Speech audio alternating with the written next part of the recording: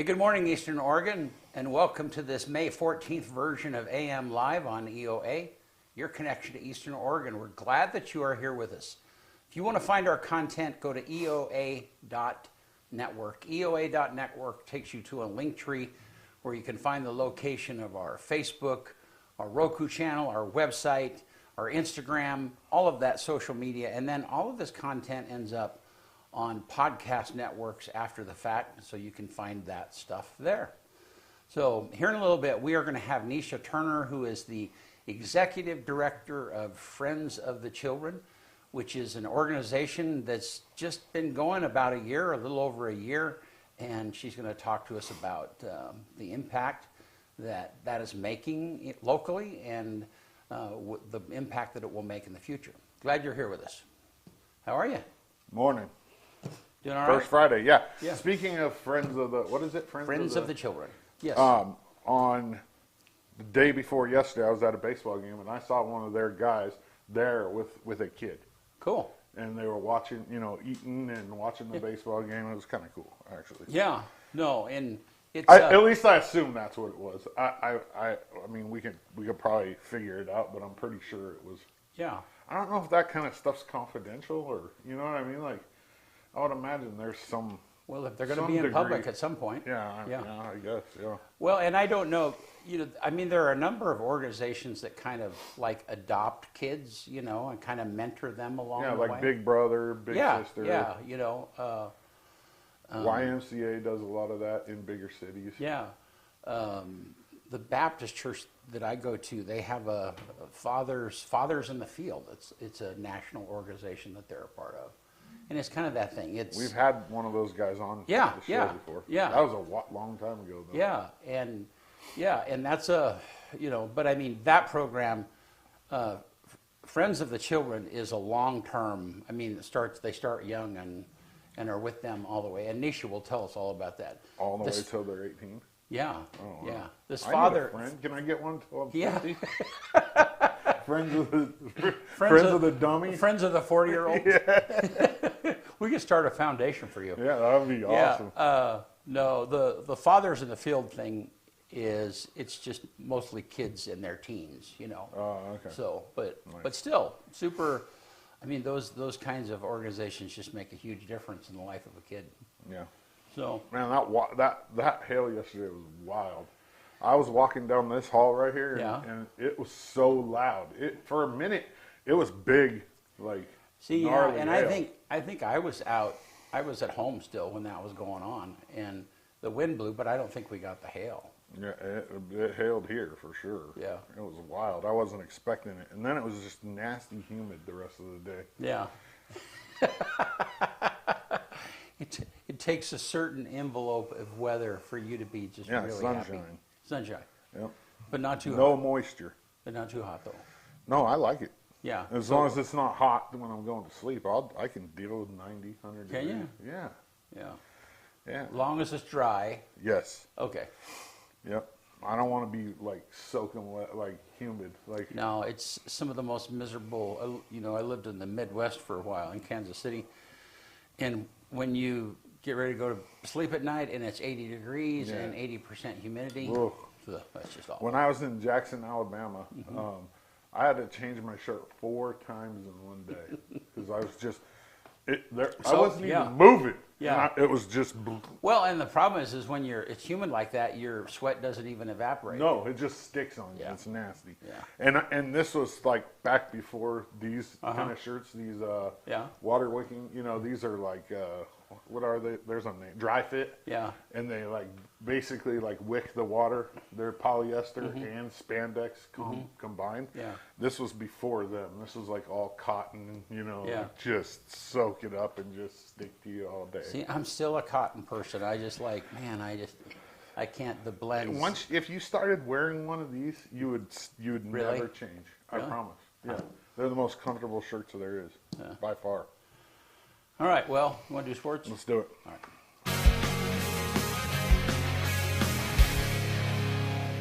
AM Sports Report brought to you by Northwest Furniture and Mattress. New immersive sound reclining set by Ashley Furniture. Check that out. They got it set up and ready to test drive at Northwest Furniture and Mattress in LeGrand. Big red rocking chair on Elm off Adams.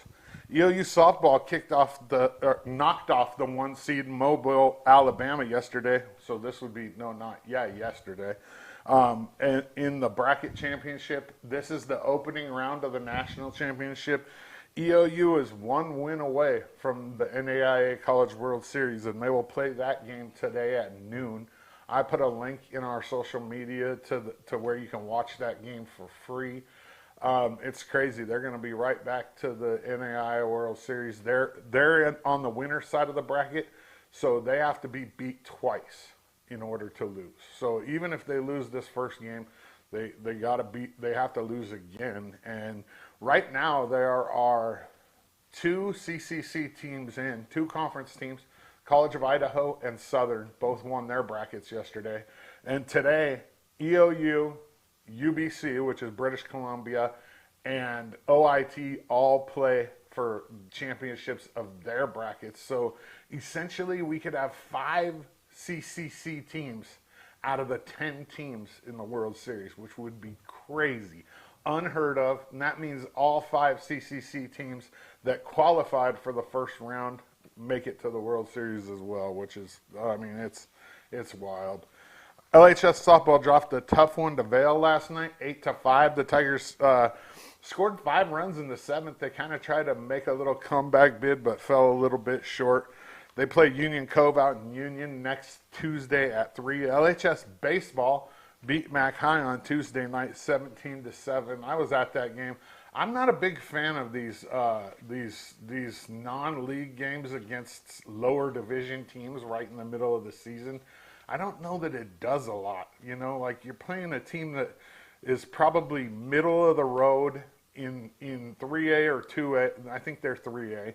And you just go and slaughter them. Like it doesn't make a lot of sense. I guess it gets some of the younger guys some time on varsity, but at the same time, I would be wanting to tune up for really important games. I mean, we have Ontario this Friday at home for Senior Day at 2 and 4, but then the following week we got Pendleton on the road, and that's going to decide the GOL. The LHS boys qualified for state, finishing as the district runners-up. The state championship is next Monday and Tuesday in Emerald Valley Golf Club in Cresswell. AM Sports Report brought to you by Northwest Furniture and Mattress. Sleep like a log. That's weird to say that. Sleep like a log. Sleep like a log. How does a log sleep? Sleep like a log. I don't know. That was a Where saying. did that come from? I don't know. It's a saying. My parents used to use that. I wonder. I'm going to look. Are you looking at it? Yeah. Sleep like a log. If anybody knows, put it in the comments. Bud, you know what it is? You're old enough that you should know what that is. Originated in the 19th century, describing sleeping soundly and motionlessly, mimicking a heavy, inanimate log of wood. Huh. It's attributed to the exhaustion of lumberjacks. Oh. Although some suggest it relates to the heavy, sawing sound of snoring. Interesting. That could be it. That's the AI overview. One thing I do like about AI, there's a lot of things that are convenient, but one of the things is like if you, it used to be like if you had like all of the equipment we have and you want to change the aperture of something, or you want to change, and you'd say, how do you change the aperture of the only way you could get the answer to that was to download the PDF of the thing. Of the actual camera. Yeah. Find that particular section and go to the set. And so the summarization of it. Yeah, it digs it out for you. Oh, man. For sure. That is just... And you can just use keywords, too. You don't even have to write the whole question. Right. You can just say, aperture, Canon, R6 Mark II, how to change. And it'll... Right. Yeah. No, I love that part of it. And it knows the words that I'm trying to spell, but I'm not very good at spelling also. Yeah. All right. Well, hey, let's take a look outside. And it's a cool day. Looks a little overcasty. Yeah. So let's look at that weather graphic a minute. So 67 today, 42 tonight. And the next couple of days are supposed to be fairly dry. Saturday and sundown, a Saturday little and bit yeah. of rain, but mainly clear and cold. And then Monday it looks like it's warming back up again. So It's going to cool off this weekend though, 54. Yeah. But it's going to get all the way almost down to freezing on Sunday. yeah, I'm doing a work day on Saturday at the Creating Memories for Disabled Children camp. I'm going up to that. I'm on that board. And it's supposed to be cold up at the lake. This is Wallowa Lake this weekend. So anyhow. All right. Well, hey, we're going to take a quick break, and Neesha Turner for Friends with the Children are going to be with me. The video that you're going to see tells you a little bit about the program that they do. We'll be right back. Every child has a spark. It is hopeful and bright. But obstacles and systems beyond the child's control threaten that spark. Friends of the Children is a national nonprofit organization that helps each child find their spark and grow it into a flame through the power of relationships. Children are paired with a friend who will guide and support them through their whole childhood, from kindergarten to graduation, 12 plus years, no matter what. Friends are full-time salaried professional mentors who work with each child on 9 core assets of personal strength, addressing and overcoming real obstacles and supporting their entire family every week, every month, every year. And for over 30 years, we've seen Friends Youth achieve big goals through our evidence-based model. 83% graduate high school, 93% avoid the criminal justice system, 98% wait until after their teen years to become parents, and 92% enroll in post-secondary education, serve our country, or enter the workforce. Ultimately, each child grows their spark into the biggest and brightest flame, which has ripple effects to their siblings, peers, neighbors, and also their children, breaking generational cycles. Harvard Business School Association of Oregon estimated that each dollar invested in Friends returns $7 to the community, saving the United States around $900,000 per child. Friends of the Children is growing rapidly thanks to the power of relationships. One friend, one child, 12 plus years, no matter what. Will you join us?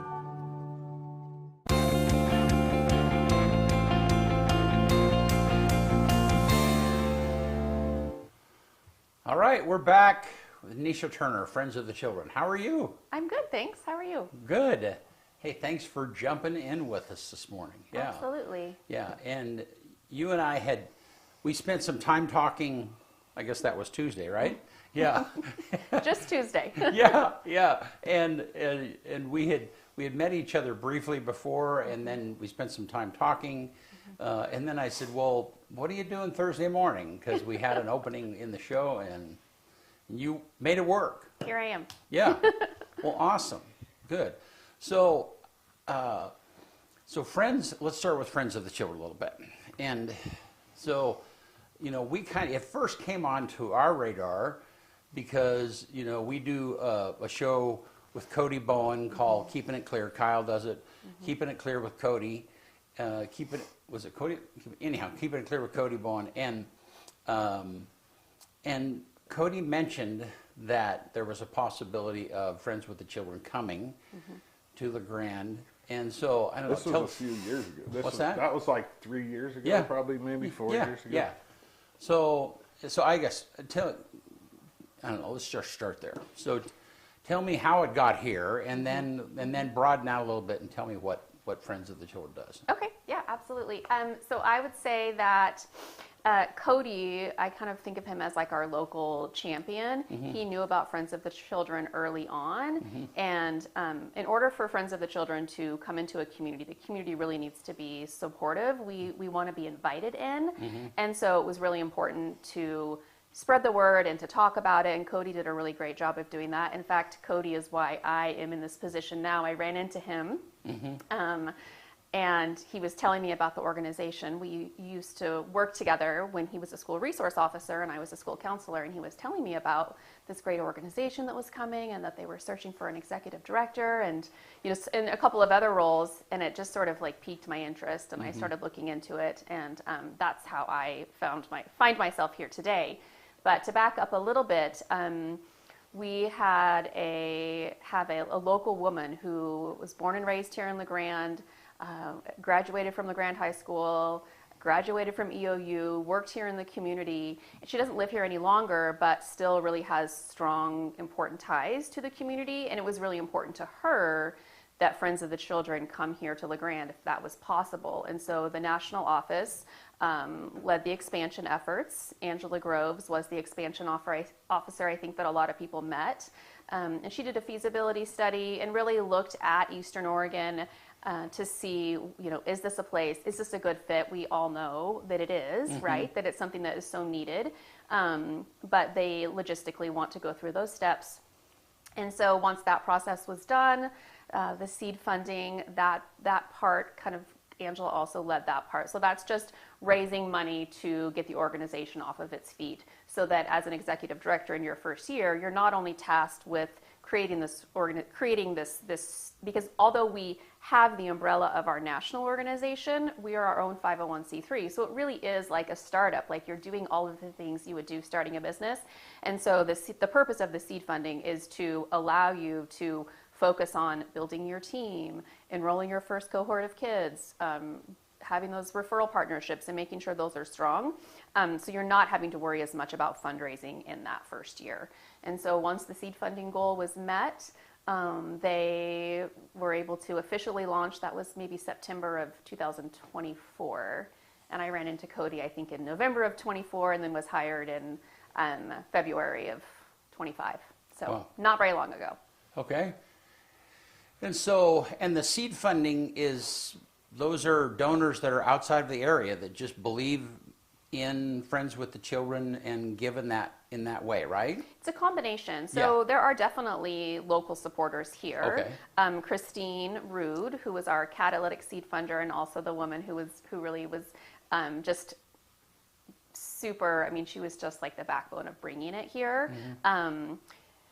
She is a contributor, Ford Family Foundation, Eastern Oregon Coordinated Core Organization, Echo Fund, Silver Family Foundation. So really a lot of different organizations. It's really important to National that you don't have more than one source of funding, or excuse me, let me phrase that differently, that one source of funding doesn't take up more than, say, 30, 35, 40%. Okay. Because if something happens to that funding, right, if that's all your funding and something happens to it, a lot of nonprofits found themselves in that situation because they were funded by the federal government, and then when cuts happened, they lost their funding.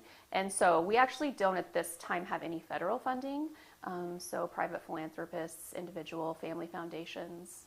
Okay. Yeah. So talk to me about the program itself. So I don't know, just tell me how it works. My favorite part. Yes, yeah.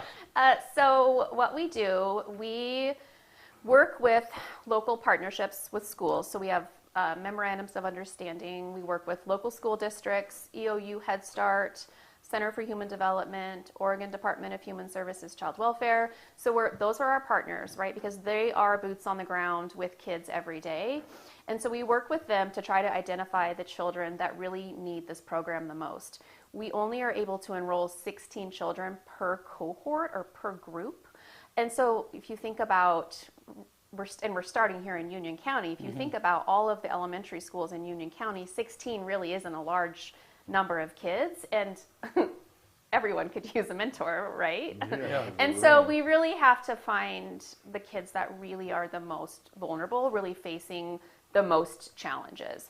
So we work with those partners to find those kids. We identify them when they're between the ages of 4 and 6 years old.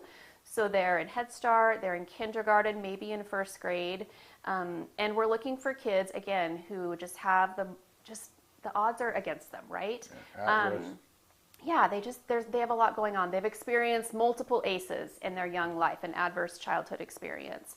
So we're looking for those children. The school districts, EOU, these partners help us identify those kids. We start that process in January. And so it's a long, lengthy process. It involves, conversations with the schools, observations of the child. Our program director goes into the school at different times of the day. We want to see, is there anybody that we're missing? Is there a quiet kid in the corner who maybe isn't standing out behaviorally in the classroom, but really could benefit? And that has happened, actually, where we've been like, wait, what about this kiddo? And sure enough, doing a little more digging, they would be a great fit for the program. So we enroll them into the program. We use a tool, a screening tool, to make sure that we're not just we want it to be as objective as possible, because again, it's a hard decision. Right. And then once we have those children identified, we work with the schools to get in touch with their families. One of the questions people ask is like, well, I can't believe people are saying, families say yes to this. And it's like, we've really only had a couple of families decline. We had one family last year, and we've had one family this year. All of the other families that we've met with, they're excited about the program, and they feel, parents want the best for their kids. I really, truly do believe that. And kids love their parents. And so it's just that not everyone has the same set of skills and tools to work with. And so when you frame it like that, parents want what's best for their kids. So we enroll them into our program, and then we pair them with a mentor. And so each child spends 4 hours a week with their mentor. So for our first cohort, we had 8 girls. We paired them with a female mentor. 8 boys, paired them with a male mentor. And then they have 4 hours a week with each mentor, 2 hours in the school setting and 2 hours outside of the school setting. So at a baseball game, or they love to go to Perky's. It's like I think it's the cookies. I mean, I get it. I love Perky's cookies and coffee too, but they're just out in the community, building relationships, practicing skills. Each child has a different set of skills or goals that they're working on, which is another thing that I really love, is that it's not like a one size fits all. It's like, okay, this child, what does this child really need help with? And then the mentors are helping them with that in school and in the community as well. When they go into the schools, our partners have been amazing. Teachers are special people, and so they open up their classroom doors. Our mentors come in, and depending on what that child needs, that's when the mentor comes to the schools. So if they're really struggling in reading, the mentor can come during silent reading time and be with them during that time. Or maybe it's social skills, and they have a hard time with conflict resolution, and so then the mentor will be out on the playground with them, helping coach them through, how do you join a group? How do you solve a problem without punching someone? Or, Right. these things, and they're little, and so they need that guidance. The coolest part about the program is that the kids in the program have a mentor for 12 plus years. So we identify them, imagine a kindergartner being identified and then having a mentor and being in our program for 12 plus years, so through their high school graduation. It's not always that same person for 12 years. Couldn't possibly be. That was one of my questions. Sometimes it is, though, which is amazing. But that was one of my questions, was okay, so how many mentors are coming in and out of these kids' lives? And the national average is 2 to 3. And I was going to ask you that. Yeah, 2 to 3. And so they're really they're building relationships, and they're this consistent, stable force in this child's life. But not only are they building a relationship with the child, but they're building a relationship with the family as well. And so it's kind of a 2-gen approach, just inadvertently. Yeah. Because then parents trust this mentor, and they're like, hey, I'm struggling. This came up, and I need some help with this. Or oh, can you take, Sally to her doctor's appointment? I'm out of gas, or whatever it is. The mentor can kind of step in and support. They are there for the child, but there's this ripple effect that happens with the rest of the family, siblings, other kids in the classroom. And then the kids that finish our program stay out of the juvenile justice system. They abstain from becoming teen parents, graduate from high school, go into the military, or go into pursue a post-secondary education, or obtain a great living wage job. It really changes the trajectory of their life. Wow. That's awesome. Yeah. So could you start something for 40-year-olds? I don't know. These people are paid, right? Yeah. They are they're paid. employees. Yes. They're paid. It's a full-time job.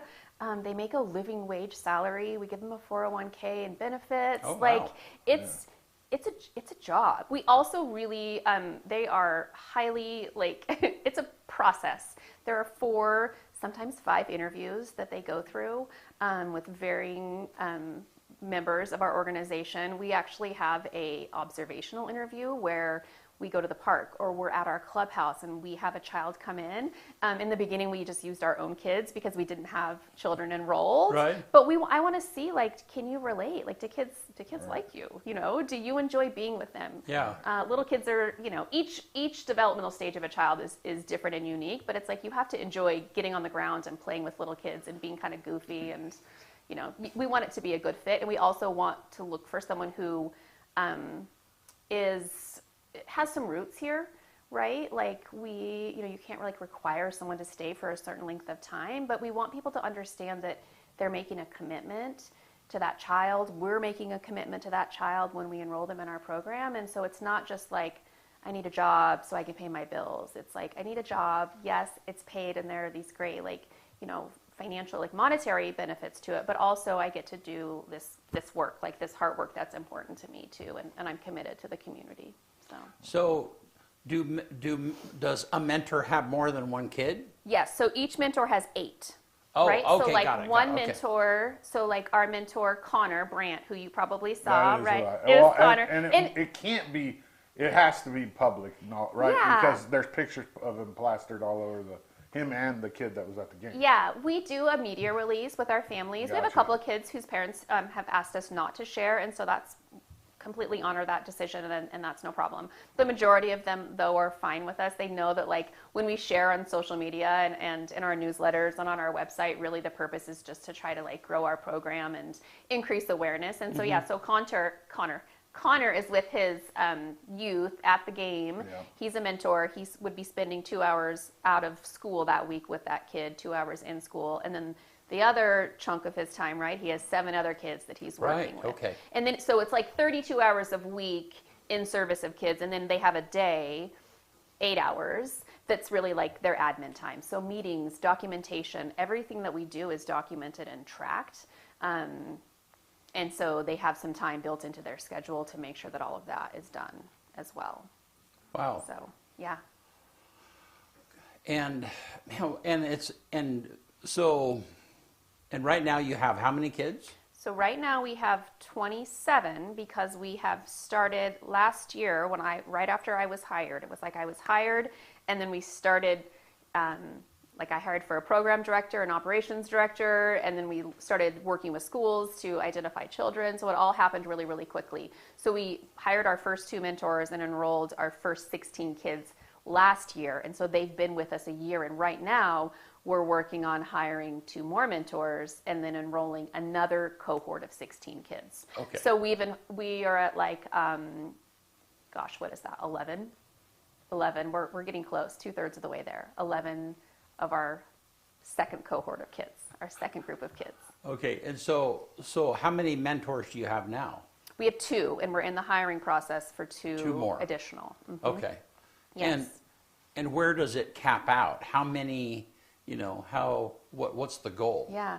Well, the goal would be that every child who needs a mentor has a mentor, right? And not just in Union County, but in Eastern Oregon overall. That's a Right. huge, lofty goal, but that's what is really exciting to me is just the possibilities that are Right. there. The way that the organization set up the launch was 1 cohort, 16 kids year 1, 16 kids year 2, and then 16 kids year 3. Sometimes new chapters will kind of take like a pause and say like, okay, because we have to make sure that our funding is in line. Every child that we enroll in our program, we need to be able to say, we're committing to you for 12 years. Yeah. And so we have to be able to be in a good financial position to be able to do that. So some chapters take kind of a pause, other chapters, it just really, a lot of that depends on what your financial situation looks like. And so that's my job, right, is to make sure that not only are we able to keep these promises that we've made to the kids that we've enrolled, but that we're able to grow our program. And then also, what does that look like for Baker County, Wallowa County, Umatilla, right? I mean, Eastern Oregon is a large footprint. Right. And I'm not spending a ton of time thinking about that right now because it's really important to get things set and solid here in Union County and LaGrande first. But that's definitely a plan for the near future, is to be thinking about those other counties and how do How do we get there? How are we invited in? How do we find the funding that we need? How do we find a local champion, right? Like I need a Cody Bowen in Baker that is somebody who knows people and can spread the word and help us. So give me an idea of your what does it cost to operate, like at the current status that you are, with 16 kids and the admin, 2 mentors. Yeah. I mean, kind of ballpark, what is it? Well, our mentors make I'm just going to say like roughly $50,000 a year. Like I said, it's like a living wage salary. They have benefits. They have a 401k. We have an operations director who provides our HR, payroll, financials, like he does all of that. And then our program director oversees the program. So he directly supervises the mentors. So we do have that administrative cost. It's not a cheap program to run. Yeah, and you. And me as the director. Right. So it's not a cheap program to run, but it works. Like the model works. It's been proven. It's been around for 30 years. And so right now, I would say that the majority of our budget goes to, it's like paying for our payroll. Yeah. But we have, and the other reason that this works so well is because in a community, like we took all of our kids, most of our kids skiing, 13, 14 of them skiing, but we didn't pay for that. Can you imagine how much that would have cost to get them all there? But Anthony Lakes partnered with us, gave us all the gear that we needed, the lessons. And so those community partnerships that we have help us to be able to provide these really cool experiences for our kids at a fairly low cost. Our mentors do have a monthly stipend that they can use, for their Perky's cookies or whatever it is, their after school snacks. We also have a clubhouse where they can come and hang out and get snacks and just it's kind of like a safe place, I guess you could say. Yeah. Yeah. So I mean, So give me an idea of, and that's kind of what I'm thinking, just because I'm coming from a standpoint of an entrepreneur where you're building, if the phone rings, I answer it, that's just how. So then, and especially looking forward, what are you trying to raise in order to operate a year, ballpark? You have a guess? Well, I do. Our fiscal year operating budget was just short of $725,000 this year. And right now you're renting. You're tell me about where you are right now. And what is a clubhouse? Okay. So the First Presbyterian Church, they're one of our earliest and strongest community supporters. They had some extra space there in their building and offered it to us. So we pay a very nominal fee, rent fee to them. We have basically the second story of the newer part of the church. First Presbyterian is the church that's on kind of the funky triangle block right across from the Baptist and right across from the old Hub City Foods, the Presbyterian Friendship Center. So they did that addition, I want to say, is maybe the 50s. But the whole second story, they weren't really using it. They use it for one room for a nursery. So we started out with renting 3 rooms from them last year. One of those spaces we set up as our clubhouse. So imagine and I think we have some pictures of it that I sent you, but imagine it's kind of like a living room, right? So we have a reading tent and, oh, there it is. Yeah. Bookshelves. We have a great couch from Northwest Furniture and Mattress. Yeah, give them a plug. I love that. And so we have it just set up so it's a place where kids can come, relax. We have a little microwave and a little mini fridge, and so they can come and make snacks. But just recently we had to expand this space into having 2 rooms. So now I moved out of my office so that we could have more room because and kids are not always there at the same time. But, if you get in this space right here, if you had 4 mentors and even 4 6-year-olds and a couple people, maybe a couple of them are feeling a little rambunctious, and maybe a couple of the other kids are no, I really wanted to do this quiet art project. So we needed to expand our space. So we just moved we have kind of 2 rooms now up there. And then we have 2 other office spaces. And this is all in the second story of the Presbyterian And so this is church. So the clubhouse is just another place to come and hang out. Yes. Okay. And this is kind of a temporary space for us. I think about Klamath Basin. They have a Friends of the Children chapter. So it's Friends of the Children, Klamath Basin, and they've been around for 25 years. And I always think to myself, okay, Klamath Falls can do this. we can do this Right. here, right? They're also rural, fairly isolated. And so I think about their clubhouse, and it's on a few acres, so they have room to spread out, but it's like a house that they remodeled. It has room for all of the things that they need. They've been around for so long. They have, kind of some adolescent spaces, right? They have an adolescent program, but then you still have to have the stuffies and the picture books for the little kids. So they have room to kind of meet the needs of all their kids. The kitchen is a really integral part, right? Because not only do you need food after school, because you're hungry, kids are always hungry after school, but also so many great life lessons can be taught in the kitchen. Gosh, reading, math, like when you're using a recipe to bake cookies. So the kitchen is also like in a really important part of that kind of whole clubhouse vibe. Other chapters, I've only been to a few, but like other chapters, Southwest Washington, they're in a school. So, what's the goal? An old school. You want a house eventually? I think a house would be great, but I really want some room for kids to spread out. I just feel like kids don't get enough time outside these days. For real. And so I want to be somewhere where we have outside space.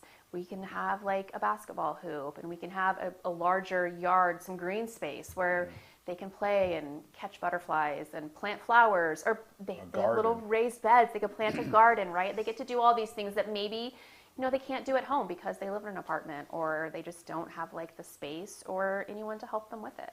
Yeah, that'd be cool. Well, and I mean, the Methodist Church, I'm sure that is that maybe an opportunity for you? Have you talked to them? I haven't talked with them, but I've had people talk to me about it. I think the issue with that, we also, it has to be accessible. There's a lot of things I think that would need to happen to the church. And I don't know how much outdoor space there is. Like we looked at Riveria School last year. And is this something you want to build, or is this something that you want to rent, or what's the long-term goal? Long-term goal would be to own. Okay. Right. So whether we purchase, we probably would have to purchase and renovate slightly, but I know some guys that could help with Might give that. you a deal too. Yeah, I don't know. He drives a hard bargain. But your brother. I'm teasing my brother right now. But Easy target. right? He's not here to defend himself. So we find something and we update, renovate, or we are able to build something. I don't know. Yeah. We'll have to see. We're good where we're at for now. Yeah. I think we could even enroll a third cohort of kids and still be okay, because that same part of the church also has, like, the whole downstairs is open too, and they're just not using it. And like I said, they have been amazing partners, and I think they really would love for us to stay. And so it's kind of like we're okay for a while. We're all right for a while, but long term, we would love to have our own space. Yeah. So give me an idea, kind of zoom in on a virtual kid. Mm-hmm. And what are the things that are going on in their life, just as a sample? Mm-hmm. What are some of the things that you see that make them would be really benefit from the influence of a mentor like that? Yeah, so I'm thinking of a kiddo. He's 5 and is going to be entering kindergarten, I think, next year.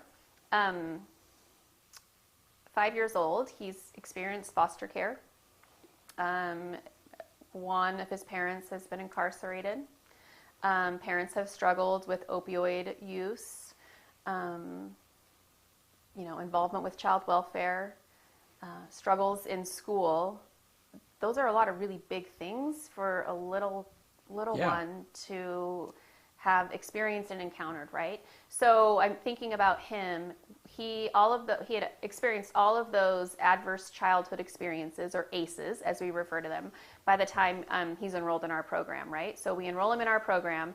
Behaviorally, he struggles at school. Like, it's kind of hard to sit still, and he, doesn't have the best, like, social skills. He just is missing some of that, right? So we pair him with Connor, a mentor, And Connor works with him, right? So they hang out, they go fishing, they go to Perky's, they go to the baseball games probably. They do all the things out in the community. And then Connor goes to school with him. And so for those 2 hours that Connor is there in school, and it's typically not just like 1 2-hour session, it's typically like 2 or 3 different times during the week. But Connor comes, teacher knows that Connor's going to be there.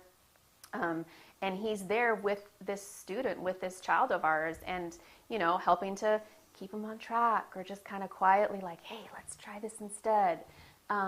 And they started working together last September. I was at a career fair at Eastern last month. I think it was April. So, you know, maybe 2/3 of the school year. And one of the employees from the school approached me, and she was just saying, I love your program.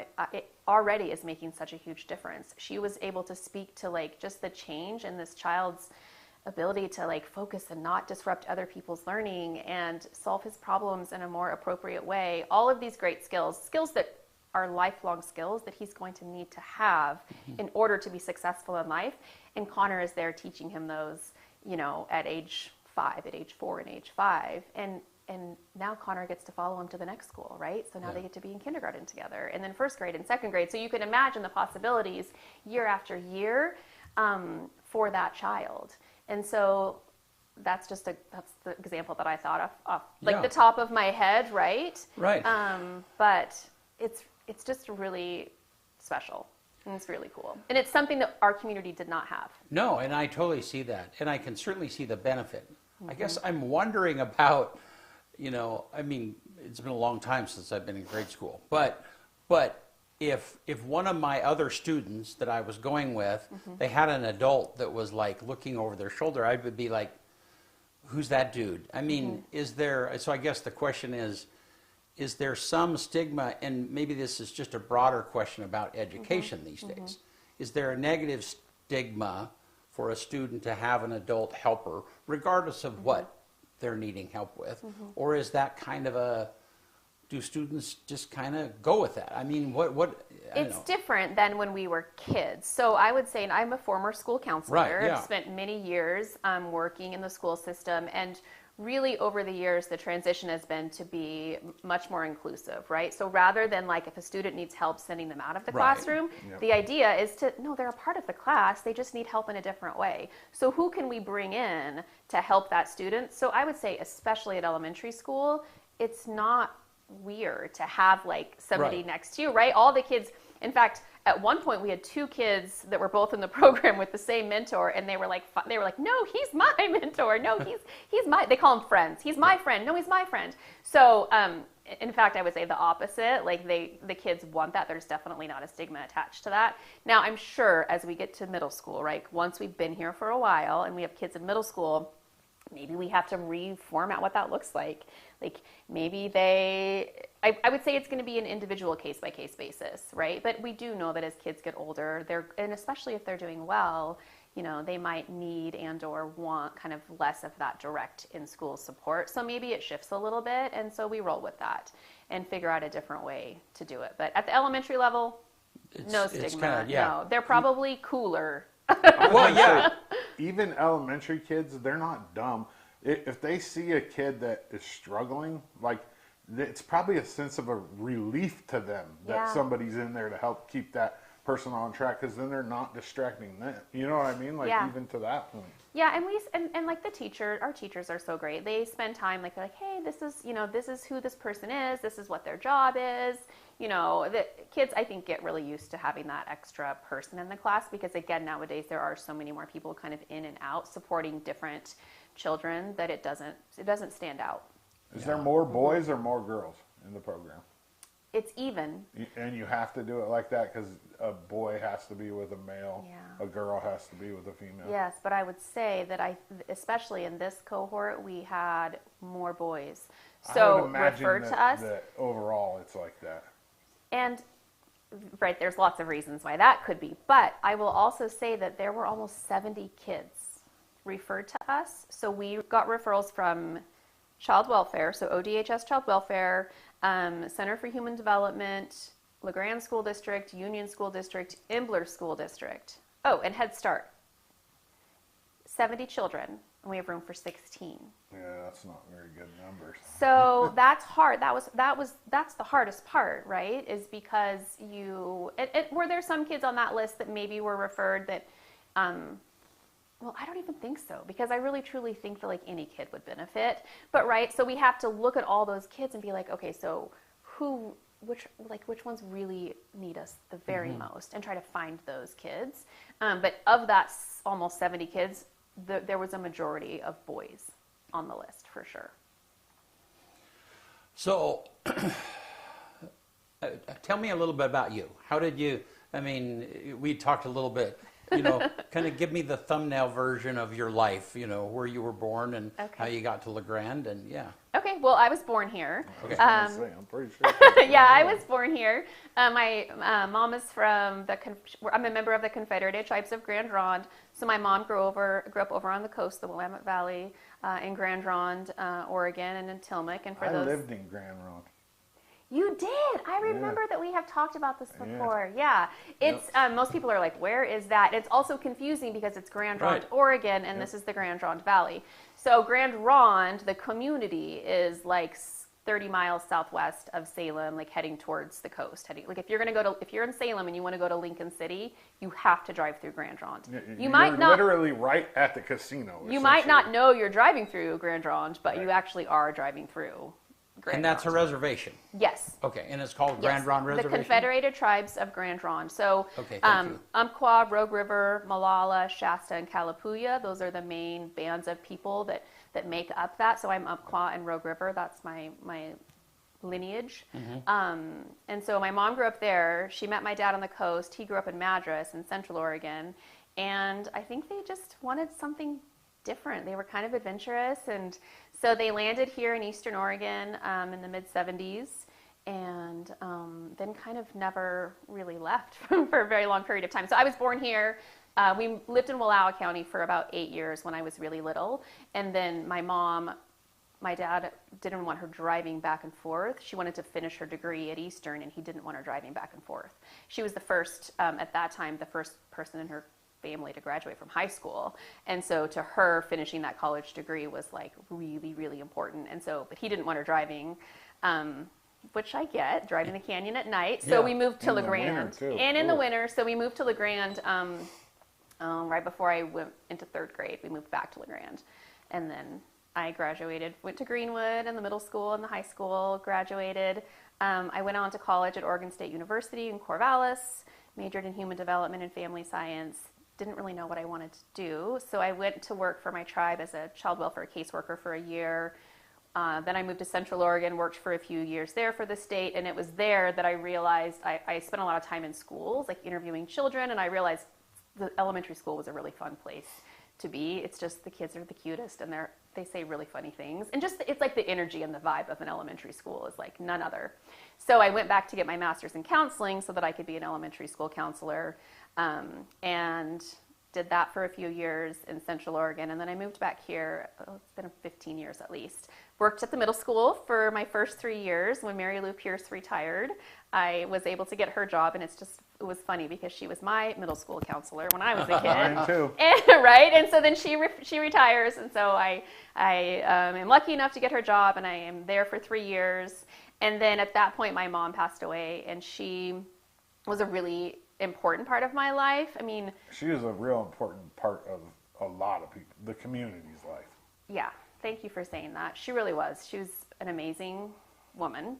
And when she passed away, I just had a lot of regret around like, did I spend enough time with my family? Like, and I think those things are normal reactions and feelings to have when you're grieving, but there was a part-time position at Island City Elementary that opened up right at that time, and I thought, I think I need to be part-time. Like, what is this? I don't know what this looks like for my dad. My mom was only 60, my dad was 63. Like, it's pretty young to lose your spouse, and so I went part-time just thinking like, I need to be more available to my family. Like, I would like to have a family, and so that's how I landed at Island City, and I was there for 11 years, I think. Wow. A long time. Yeah. Until Sheriff Bowen. Sheriff Bowen? Sheriff Bowen stole me. Poached you. Wow. Well, Yeah. cool.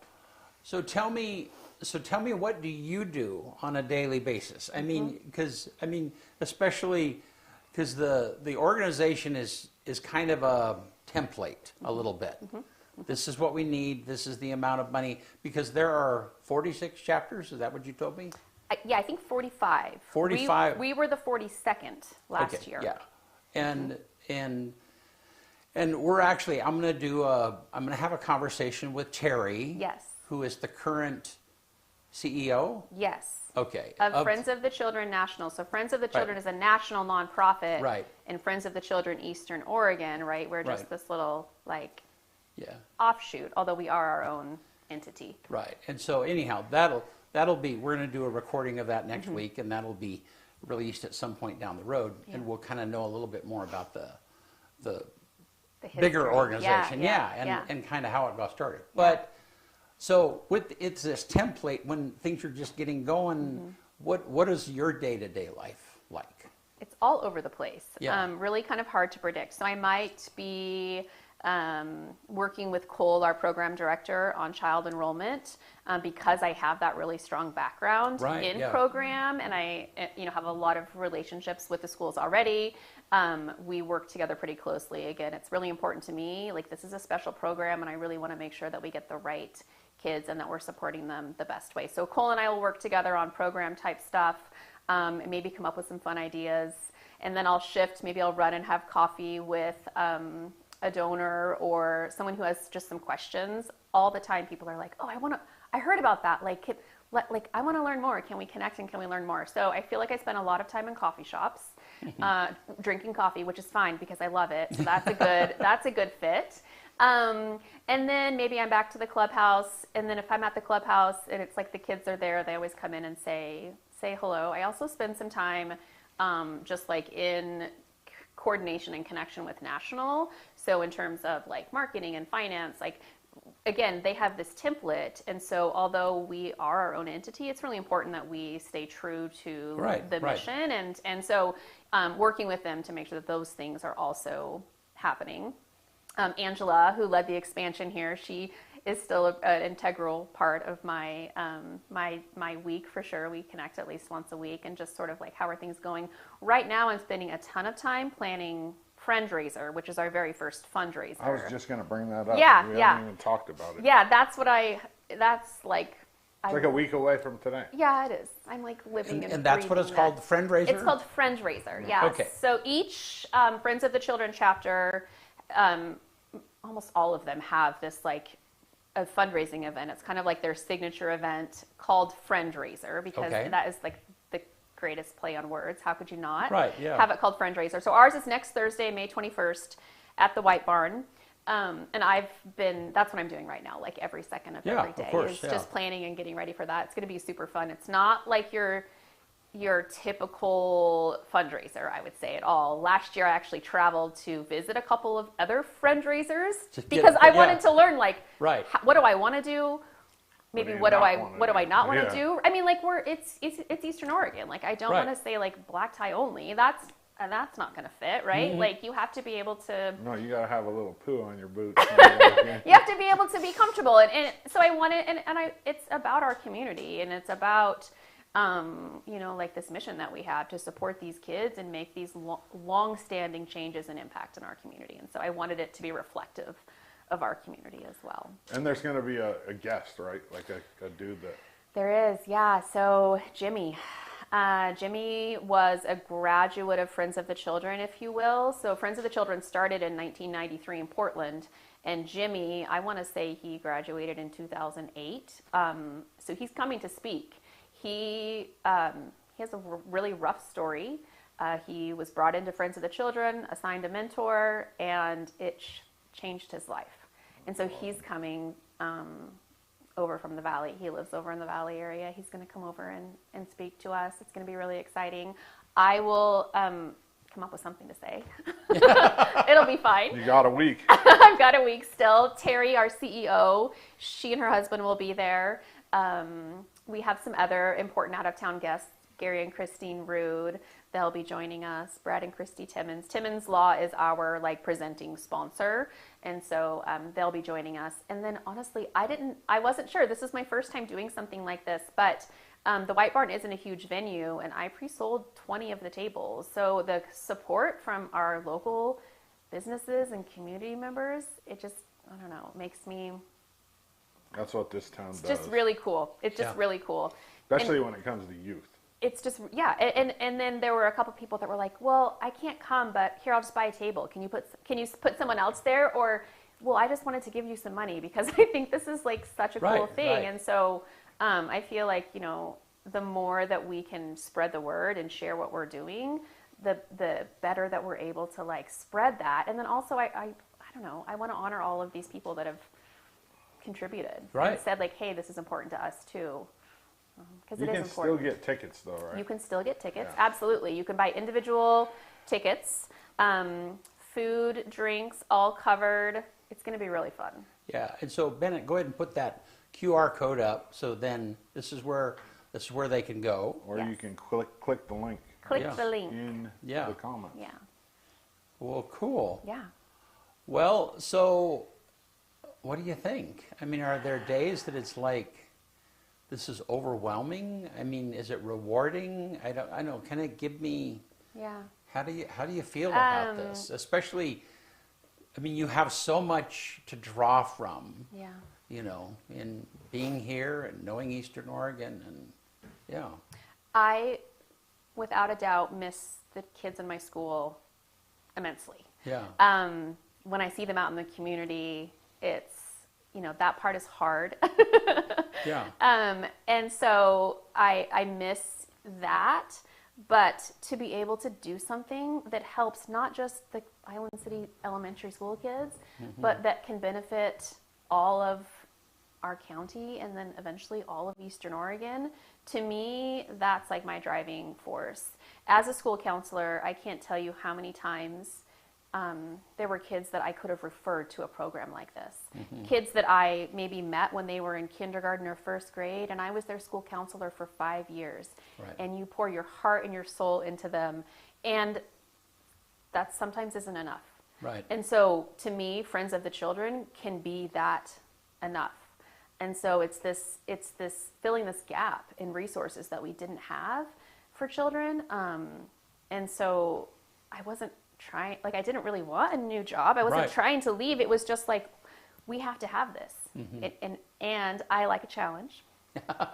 And I don't mind being a little overwhelmed. Yeah. And so I thought it was really exciting to think about bringing this program here and also feeling like I can do this. I can make this happen. And if we don't have this here, then I just am thinking about all of these kids through the years that I've had, right? That I wished could have had this program. So really, that's why I do it. An employee of ours was mentioning this student that he met, and he was, you know, kind of sharing about him, and he was, man, it's so sad. Like, you know, this was happening and this was happening, and I was like, well, like he's why I do this. Like, Right. he should have had a mentor 5 years ago, but he didn't, and I hope he's still going to be okay. Like, Right. kids are resilient, amazing. I don't want to discount at all the impact that coaches and teachers and pastors and just all of those people, my mom, you know, all those people in the community have. That still is really important, and we need that too. But there are still these other kids that I'm like, okay, you just need like we need extra for you. Yeah. And so that's why I do it, is because they need it. Got a comment. Jim Mollerstrom says, if you remember me, you may recall I co-authored the federal grant with your mom for the Native American Adolescent Mentoring Program.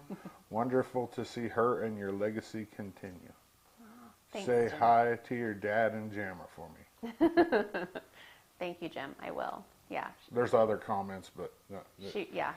She was a pretty impressive lady. She was the director of the Native American program at Eastern for many, many years. long time. Mentored many students over her time. This necklace that I'm wearing, I always like to wear something of hers when I'm doing something that's a little bit scary. There's nothing scary about It's it. a little scary in here. It's kind of bright. It is bright. But get used I'm to it. teasing. It's not scary in here. It's just, you know, It's different.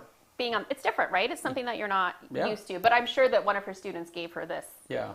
necklace. Like she just was a really amazing lady. And if it weren't for the power of a mentor, she probably wouldn't have ended up the way she did. And then therefore I wouldn't have Right. ended up the way right? So it's like, it's circular. Yeah. And we spend, I mean, there's a lot of people that sit in the chair where you are that have the same heart that you do, you know, to give to kids, to find a way of getting in the lives of kids, you know.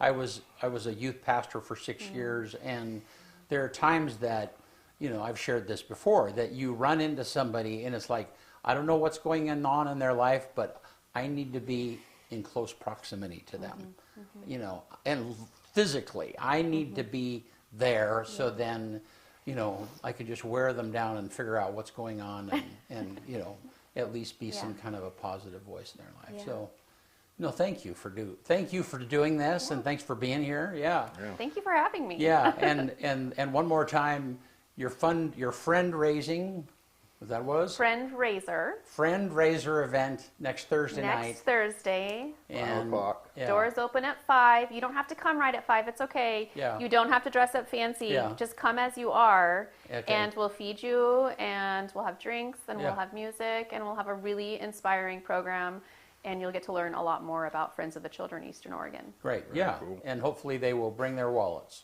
I mean, that's And That's the whole point. yeah. I mean, at the end of the day, that's Yes. it. I That's mean, the you're whole trying- reason why you have Yeah, alcohol. well, and we didn't really talk about that, but the some of this outside funding sunsets, and so then the organization is in the process of weaning itself and being fully locally supported. Is that a good way of putting it? Somewhat. Like, you know, some of the grants that we have, like, for example, one of the grants that we received, $150,000 towards seed funding, I am still maintaining those relationships with those funders. And so for that specific example, it's like, okay, well, you can reapply. Typically, you can reapply in the fall is what she told me. But then she said, but actually, I think you should reapply in the spring. Because, and this is why. So part of that is making sure that I have, like, Angela has, like, transferred those connections to me, if you will, I guess, right? Yeah. And I'm building my own relationships with people. So some of that funding will continue from the Right. same sources. But also, it's important to look for other sources Right. of funding as well. We just received actually $20,000 from Oregon Community Foundation, 15 directly from their community grants program, and then another 5 through the Embler Community 101 class. So that was the first grant that we ever received, which was really exciting. So I'm starting a little early in terms of the development piece, because I want to, like I said, it's a commitment that we're making to these kids, and so I want to be in a good place. Right, but there absolutely is I mean, you're trying to shift that. You're trying to continue to gather local funding.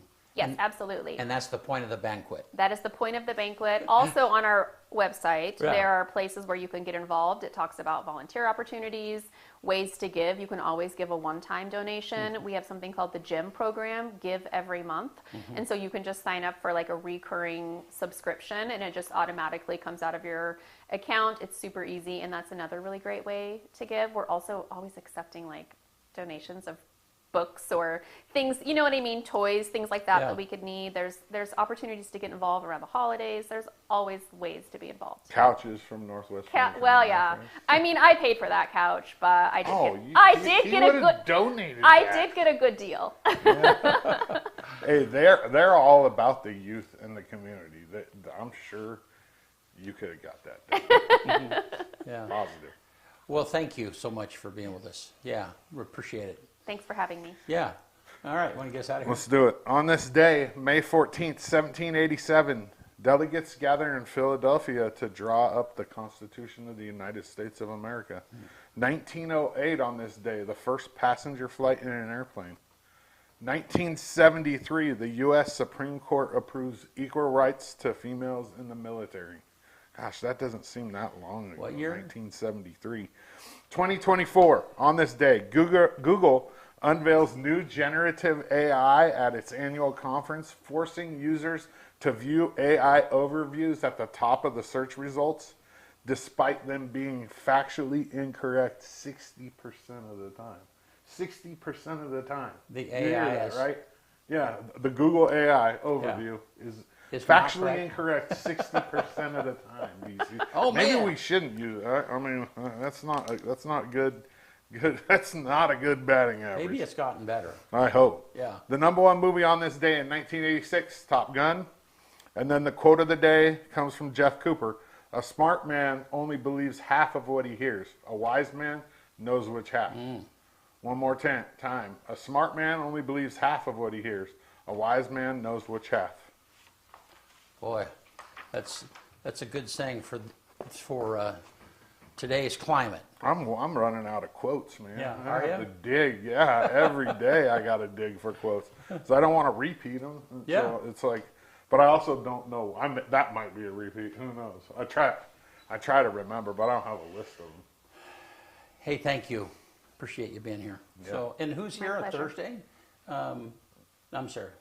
I have no. No, next Today Tuesday. is Thursday. Next Tuesday. Oh, Optimist. Optimist, yeah. Nick and Jim Hickey from Optimist Yep. in LeGrand.